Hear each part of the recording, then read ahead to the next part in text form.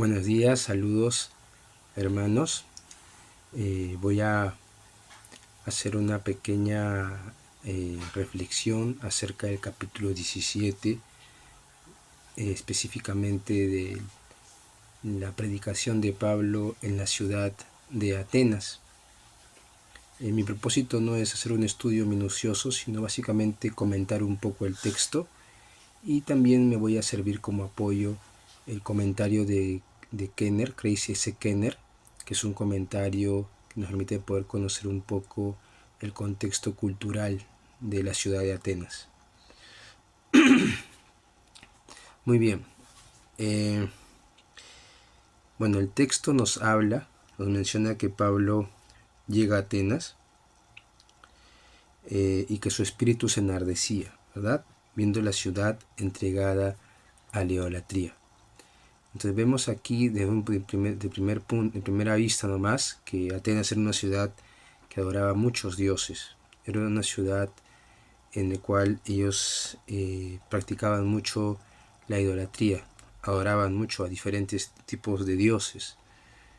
Y esto era algo que enardecía el corazón del apóstol Pablo, o sea, lo llenaba de un profundo, digamos así, dolor, porque sabía que estas personas estaban perdidas en la oscuridad, ¿verdad? Y se menciona que Pablo discutía en la sinagoga de los judíos y piadosos y en la plaza cada día con los que concurría. Y Pablo aquí utiliza nuevamente una estrategia que él siempre utilizaba, ¿no? Cuando llegaba a una ciudad, por lo general Pablo empezaba predicando en la sinagoga. Y vemos que en esta ciudad de Atenas había ya una sinagoga. Una sinagoga era como una especie de... quiere decir que era un lugar donde se predicaba al judaísmo. Podríamos decir que era como un pequeño templo, pequeño, ¿verdad? Donde se reunían los judíos que vivían en Atenas, y ahí ellos adoraban a Dios, a Jehová, leían la Torá. Entonces quiere decir que en la ciudad de Atenas habían judíos que se reunían en la sinagoga, y Pablo, como les comento, hace lo que siempre generalmente hacía cuando llegaba a una ciudad extranjera, ¿no? Iba a la sinagoga y empezaba a compartir allí, porque en la sinagoga habían judíos, pero también seguramente habían personas que simpatizaban con la religión judía, y de alguna manera era una oportunidad para poder compartirles el evangelio. Empezaba por allí, ¿no? Y también en las plazas, dice, cada día con los que concurría. Se menciona en el versículo 18 que había algunos filósofos de los epicúreos y de los estoicos que estaban disputando con él. El comentario de Kenner, el autor es Craig S. Kenner, cuando refiere a los epicúreos y a los estoicos, menciona lo siguiente, ¿no? Dice que los epicúreos tenían una influencia solo en las clases altas educadas, y sus puntos de vista acerca de Dios eran similares al deísmo. ¿Quiere decir esto? Que de alguna manera ellos creían que Dios no se involucraba con el hombre, que era irrelevante para la vida humana. Y si bien si había dioses, solo eran aquellos conocidos por medio del conocimiento de la apreciación, como las estrellas o los planetas. La meta en la vida de esta corriente filosófica era el placer, la falta del dolor físico y de disturbios emocionales, ¿no? Ellos buscaban el placer, eran hedonistas. Por otro lado, la corriente filosófica de los estoicos, que era más popular, se oponía al placer, criticaba a los epicúreos, ¿no? Entonces vemos aquí estas dos corrientes. También se menciona que entre las más grandes escuelas de pensamiento griego, los epicúreos encontrábamos a estas dos escuelas, ¿verdad? De los epicúreos y los estoicos. Los epicúreos negaban la inmortalidad del alma. Quiere decir que ellos creían que el alma era material y al igual que el cuerpo, que moría con él. O sea, no creían obviamente en la resurrección. Y esto es un punto muy importante, porque cuando Pablo les va a hablar acerca de la resurrección, vemos aquí, como también el comentario menciona, que Pablo en su prédica probablemente captó más la atención, ¿no?, de los filósofos estoicos. ¿Por qué? Porque los epicúreos no creían en la inmortalidad del alma, creían que el cuerpo y el alma morían. Cuando el hombre moría, se acababa todo, ¿no? No había cielo, no había infierno, todo se acababa. La mayoría de los griegos creían en una vida sombría en el infierno después de la muerte. Eso es en la mayoría de los griegos. Y a veces tenían una combinación con también creían en la reencarnación. ¿Okay? Entonces, por otro lado, los estoicos, o sea, la corriente filosófica de los estoicos, sí creían en que el alma seguía viviendo después de la muerte. Ellos creían en la inmortalidad del alma. ¿Okay? Pero al igual que otros griegos, no podían concebir una resurrección del cuerpo. O sea, entonces podemos decir que entre la corriente filosófica de los epicúreos y los estoicos, la de los estoicos por ahí tenían algunos pensamientos, no igual, pero sí más parecidos al judaísmo en cuanto a Dios, ¿no? Entonces vemos aquí estas dos corrientes filosóficas, vemos cómo los epicúreos por un lado no creen en la inmortalidad del alma, no creen que Dios pueda ser relevante para la vida de una persona, buscan el placer, huyen del dolor. Y eso es importante porque actualmente vemos que hay personas que tienen estas características, ¿verdad? Por otro lado vemos a los estoicos que creen en la inmortalidad del alma, o sea, creen que hay una vida después de la muerte, podríamos decirlo. Creen que se oponían a las enseñanzas de los epicúreos, ¿verdad? Los estoicos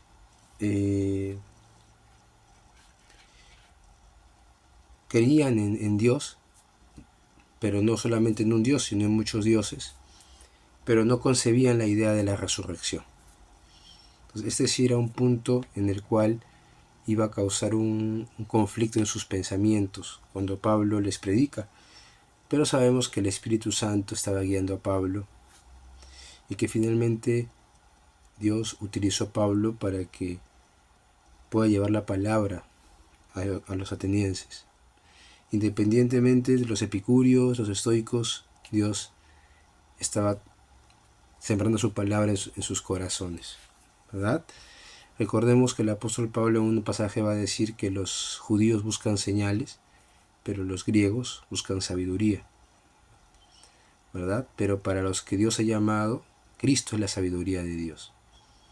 ¿Qué quiere decir? Que no importa si sean judíos o griegos, cuando se encuentren con Cristo, van a entender que en Cristo se encuentra todo lo que implica la sabiduría genuina, verdadera.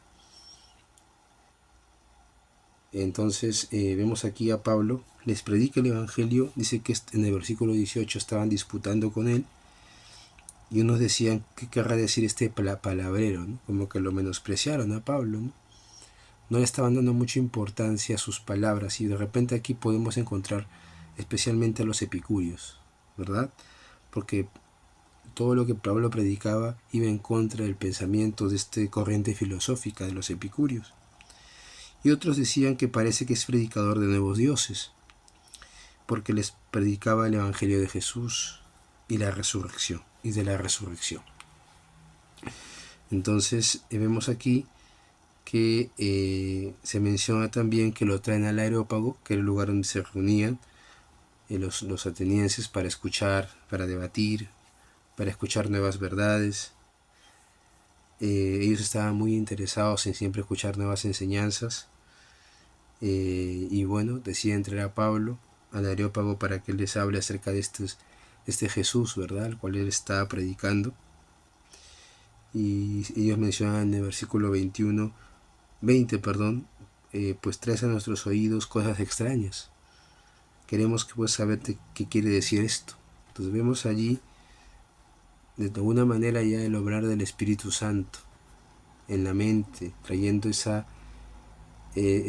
deseo de querer escuchar. Si bien ellos todavía no habían puesto su fe en Cristo ni nada, pero sí estaba allí Dios obrando en sus mentes para que ellos puedan escuchar el Evangelio, ¿no? Y se menciona en el versículo 21 que todos los atenienses, los extranjeros residentes allí, en ninguna otra cosa se interesaban, sino en decir, oír algo nuevo. Entonces vemos aquí que Pablo va a utilizar esa estrategia, conociendo que estos hombres eran hombres que les gustaba mucho escuchar cosas nuevas. Pablo va a aprovechar para poder llevarles el Evangelio. Dice el versículo 22, Pablo, puesto en pie en medio del Areópago, dijo: varones atenienses, en todo observo que sois muy religiosos. Y esto de alguna manera era un halago para ellos, no era un insulto, por si acaso, como que a veces podemos pensar que eres un religioso, ¿no? Y como que lo relacionamos con la hipocresía, ¿no? Con los fariseos. Pero en este tiempo, en este momento, en este contexto, Pablo está diciendo que eran hombres que realmente se interesaban en las cosas importantes, ¿no? Tenían que ver con hombres que no era un insulto. Y vemos cómo Pablo empieza su predicación buscando un punto en común, buscando un punto en el cual él puede iniciar su mensaje. Y él les habla acerca, él les menciona que había estado pasando y mirando vuestros santuarios, versículo 23, hay un altar al Dios no conocido, con una inscripción al Dios no conocido, y utiliza esa inscripción que él lee para a partir de ahí utilizarlo como un puente para poder llegar hacia ellos. Y les dice, ¿no? Al que vosotros adoráis, pues sin conocerle, es a quien yo os anuncio. Entonces eso es muy interesante porque Pablo está captando la atención de su audiencia, le está diciendo: yo vengo a predicarles no de un Dios que ustedes no conocen, no de un Dios que ustedes están adorando, pero lo adoran sin conocerlo, y yo estoy viniendo para darlo a conocer. Entonces vemos cómo Pablo utiliza esta inscripción para poder de alguna manera introducir su mensaje y captar la atención de su audiencia. Y ahí en el versículo 24 empieza a predicarles y dice: el Dios que hizo el mundo, todas las cosas que en él hay, siendo Señor del cielo y de la tierra, no habita en templos hechos por manos humanas. Entonces ahí vemos que Pablo va a empezar a predicarle acerca de este Dios que ellos no conocen, pero que es el Dios que hizo el mundo y todas las cosas. Y esto era interesante porque la corriente filosófica de los estoicos creía también en esto, creía en un Dios que era creador, ¿no? Y Pablo inicia predicándoles y diciéndoles cosas que ellos de repente creían y que no eran incorrectas. Obviamente ellos creían en muchos dioses, pero creían en un Dios creador. Entonces Pablo dice: yo les vengo a predicar a ese Dios creador que hizo el mundo, y no solamente el mundo, sino todas las cosas que hay en el mundo. Dice que siendo Señor del cielo y de la tierra, no habita en templos hechos por manos humanas. Entonces Pablo diciendo: yo no vengo a hablar de un Dios más, para que hablen a un Dios más, sino al Dios verdadero, al Dios genuino, al Dios que ha creado todo, al único Dios verdadero, ¿no? Y él menciona y dice que ese Dios no habita en templos porque es tan poderoso y es tan grande que no necesita ser honrado por manos de hombres como si necesitase de algo, pues él es quien da a todos vida, aliento y todas las cosas. Entonces Pablo aquí está desarrollando su discurso, su mensaje, hablando acerca de este Dios, que es un Dios creador, que es un Dios que es el Señor del cielo y de la tierra, el dueño absoluto porque los ha creado, que es un Dios que no habita en templos hechos por manos de hombres, porque es un Dios omnipresente, un Dios todopoderoso, y tampoco necesita ser honrado por manos de hombres, porque no necesita nada de nosotros. Dice más bien que Él es el quien da todo, vida, aliento y todas las cosas.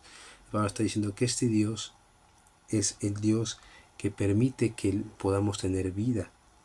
Es el Dios verdadero. Dice que da vida y aliento y todas las cosas. Y dice que de una sangre ha hecho todo el linaje de los hombres, para que habiten sobre toda la faz de la tierra. Y les ha prefijado el orden de los tiempos y los límites de su habitación. Entonces ahí Pablo está desarrollando, ¿no? Este Dios es el que ha creado al hombre, el que a partir de la creación de un hombre,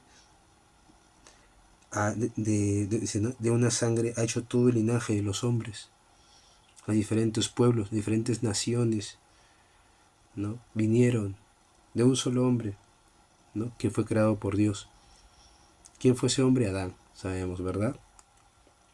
Entonces vemos también que Dios dice, para que habiten sobre la faz de la tierra, y les ha prefijado el orden de los tiempos y los límites de su habitación. Quiere decir, les ha puesto un límite a su vida.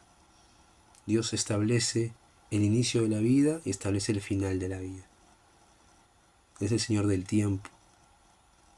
Y Él es soberano y tiene control. Pablo está diciéndoles, el Dios que yo les hablo es el único Dios, el Dios que tiene control sobre nuestras vidas, quien nos ha dado la vida y que también tiene y sabe cuándo nuestra vida va a tener un fin. Eso es muy importante, Pablo. ¿Por qué? Porque Pablo está dando a entender que este Dios no es un Dios que no se relacione, que no se involucre con su creación. Él es una idea o una enseñanza que obviamente choca con el pensamiento de los epicúreos, que ellos creen en dioses, pero que no se relacionan de una manera significativa con su creación. Pero Pablo les dice, no, Dios nos ha creado y Él sí se relaciona con su creación. Él les ha dado vida y les ha puesto también un límite a su vida, ¿no? Y dice, ¿y cuál es el propósito de esta vida? Dice, para que busquen a Dios. Busquen a Dios. Entonces aquí Pablo dice, no, el propósito de la vida que Dios ha dado es para que ustedes busquen, conozcan a este Dios. Y si en alguna manera, palpando, pueden hallarle, aunque ciertamente no sea lejos de cada uno de nosotros. Entonces vemos aquí que Pablo le dice a los atenienses que Dios no está lejos de ellos. ¿Por qué? Porque entendemos que Dios se ha revelado a la humanidad a través también de la creación. Hay un tipo de revelación que Dios ha dado a toda la humanidad, que se ha dado a conocer como el Dios creador a través de la creación. El apóstol Pablo en Romanos dice que no hay excusa, porque Dios se ha manifestado, se ha dado a conocer a través de lo que Él ha hecho, de la creación. Da testimonio de que hay un Dios, de que hay un creador. Dice en Romanos capítulo 1, versículo 20, las cosas invisibles de Él, su eterno poder, su deidad, se hacen claramente visibles desde la creación del mundo, siendo entendidas por medio de las cosas hechas, de modo que no tienen excusa. Entonces Pablo le dice, ¿no? Dios se ha revelado a través de la creación. No está lejos de ustedes, pero esta revelación de Dios no les permite a ellos poder salvarse. Entonces esta revelación que Dios da a través de la creación les permite poder saber y entender que hay un Dios que ha creado el cielo y la tierra, pero también el pecado en el corazón del hombre nos lleva a la idolatría, nos lleva a crear hombres a nuestra imagen y semejanza, como era el caso de los atenienses. Creían en muchos dioses, ¿verdad? Pero estos dioses tenían características más humanas. ¿Qué quiere decir? Que eran dioses que se peleaban, que se emborrachaban. Está el dios Baco, que eran dioses violentos como Ares, el dios de la guerra, o dioses que se engañaban, caían en adulterio. Eran obviamente dioses que estaban contaminados con deseos pecaminosos, y ese no es el Dios que Pablo les va a predicar, sino es un Dios santo, un Dios justo y un Dios que tiene control de la vida. En el versículo 28 dice, porque en Él vivimos y nos movemos y somos. Quiere decir, Pablo está diciéndole que Dios es el que sostiene la vida.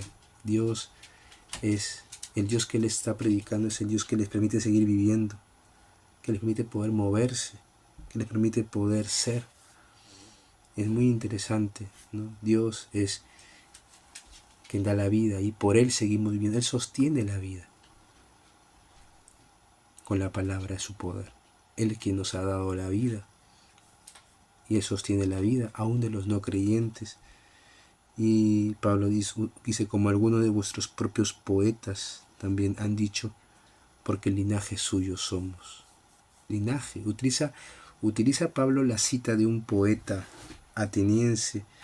Es algo muy interesante porque aquí Pablo de alguna manera está utilizando este punto, otro punto de referencia. Recordemos que ha utilizado en primer lugar esta inscripción al Dios no conocido, ¿verdad?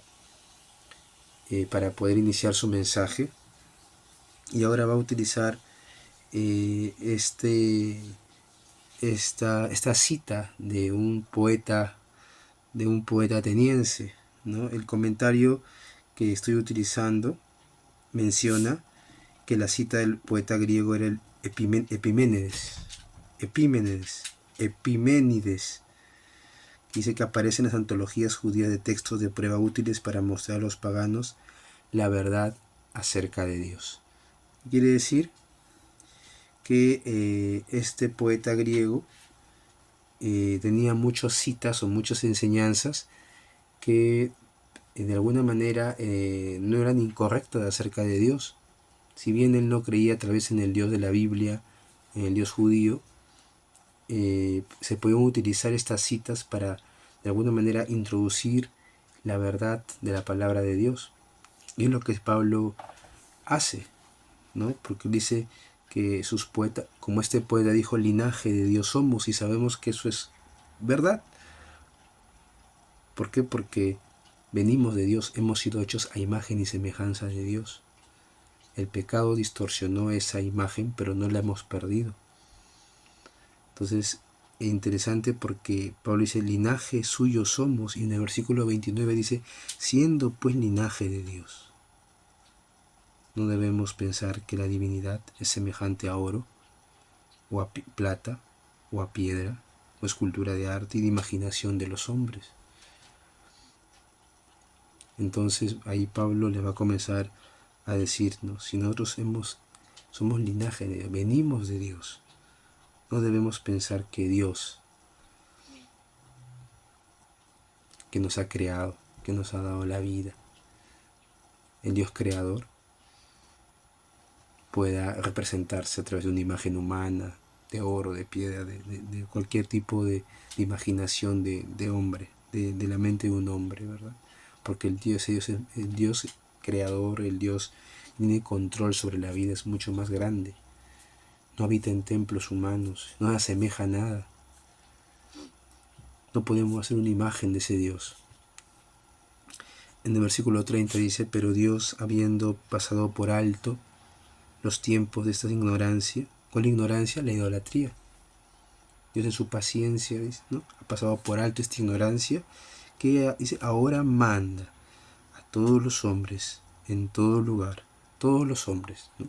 Interesante, ya no solamente es para el pueblo de Israel, sino es para todos los hombres. Y vemos eso en el libro de los Hechos, como el Evangelio empezó con los judíos, en Hechos capítulo 2, cuando llega en Pentecostés el Espíritu Santo, la conversión de los primeros judíos, en Hechos capítulo 2, la conversión de esta gran cantidad, que eran 3.000, si mal no me equivoco, con la primera predicación de Pedro. Después, cuando el Evangelio, después habiendo iniciado la persecución, llega a Samaria, y vemos cómo se rompe esa pared que separaba al judío del samaritano, y finalmente los samaritanos creen en Cristo, reciben el Espíritu Santo frente a la imposición de manos de los apóstoles. Llega también el Evangelio a los gentiles, empezando con Cornelio. Y vemos cómo esas barreras que impedían todavía bien la mente del judío con el samaritano, con el gentil, Dios las fue quitando porque el Evangelio era para todos. Para todos. Y eso menciona Pablo, que Dios manda a todos los hombres, no importa quiénes sean, judíos, griegos, porque los ha creado, porque Dios no solamente es el Dios de Israel, sino es el Dios de todos los hombres. Ahora se está manifestando, se está revelando ese Dios que ellos adoran sin conocerle, ¿no? Pero ese Dios también es su Dios y quiere ser su Señor, quiere salvarles, y ahí les dice, ¿no?, que manda que se arrepientan. Se arrepientan, ¿por qué? Porque viven en ignorancia, viven en pecado, viven en idolatría. Se arrepientan de su idolatría, de su pecado. Dice, por cuanto ha establecido un día en el cual juzgará el mundo. Y ahí establece el juicio, cosa que era desconocida y está rechazada por los atenienses. Iba a haber un juicio en el cual Dios iba a jugar con justicia por aquel varón a quien designó, dando fe a todos por haberle levantado de los muertos. Y ahí se refería al Señor Jesucristo, ¿verdad? Entonces vemos que ahí Pablo le dice, no, Jesús es el juez justo, Él va a ser quien va a juzgar a los vivos y a los muertos. Tienes que arrepentirte porque Dios lo ha levantado, lo ha designado a Él como el juez. Y ha dado testimonio de eso levantándolo de los muertos. Y se menciona que hasta aquí lo escucharon. Cuando oyeron la resurrección de los muertos, se burlaron algunos. Entiendo que los que más se pudieron haber burlado fueron los epicúreos. Ellos no creían en resurrección, no creían en la inmortalidad del alma. Ellos creían en que el alma era material, igual que el cuerpo, y una vez que morías todo se acababa. Pero sin embargo los estoicos sí creían en que había una vida después de. Así que probablemente, como dicen algunos comentaristas, Pablo, estas personas que escucharon a Pablo y se convirtieron, probablemente eran de los filósofos estoicos. Probablemente, dicen algunos comentaristas, ¿no? Y se menciona en el versículo 32, cuando oyeron lo de la resurrección de los muertos, unos se burlaban, otros decían, ya te oiremos acerca de esto en otra ocasión. Y así Pablo salió de en medio de ellos, mas algunos creyeron. Hubo una cosecha. No fue esta predicación una derrota de Pablo, al contrario, predicó el Evangelio y el Espíritu Santo obró, porque algunos pusieron su fe en Jesús, los que Dios había escogido, ¿verdad? Y dice que estaba ahí Dionisio, el Areopagita, una mujer llamada Dámaris y otros con ellos. Algunos comentaristas mencionan que esta mujer, que en el Areópago no se permitía a las mujeres, así que probablemente una mujer que estaba oyendo de lejos y que escuchó el mensaje. Bueno, es un comentario, no sabemos en realidad. Se menciona a Dionisio, se menciona a Dámaris, dice que había otros que habían escuchado el mensaje de Pablo y que creyeron. Entonces vemos aquí que el Espíritu Santo obra, ¿no?, en la vida de estos hombres atenienses y siembra esa semilla de la fe en sus corazones. Y vemos cómo Pablo trae el Evangelio a Atenas. ¿Podemos aprender cosas aquí para nuestras vidas? Creo que sí. Poder recordar que el Señor, nuestro Dios, nos llama a predicar el Evangelio aún a las personas tal vez que nosotros podamos pensar que no van a escuchar. De repente personas muy conocedoras, personas que buscan la ciencia, buscan el conocimiento. Sin embargo, vemos como Pablo utiliza también algunos recursos que les permita poder establecer una conexión, ¿no?, con ellos, ¿no? Y finalmente predicarles y llevarles a Cristo. Ese es el propósito. O sea, Pablo no se desvía del propósito.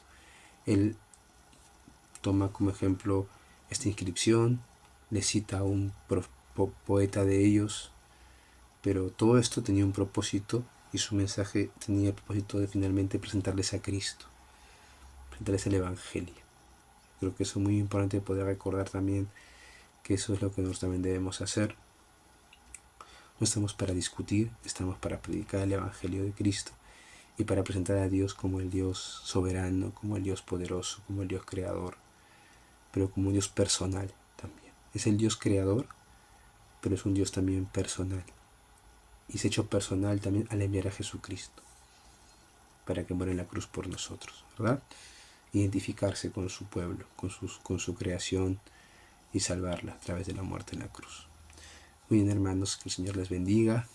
Espero que estos pequeños comentarios les puedan ayudar, poder complementar un poco más su estudio que están haciendo, animarles a que puedan perseverar. Todos estamos aprendiendo. Gracias por la oportunidad de poder compartir y espero que pueda dar un pequeño granito de arena para su tarea. Un abrazo, bendiciones.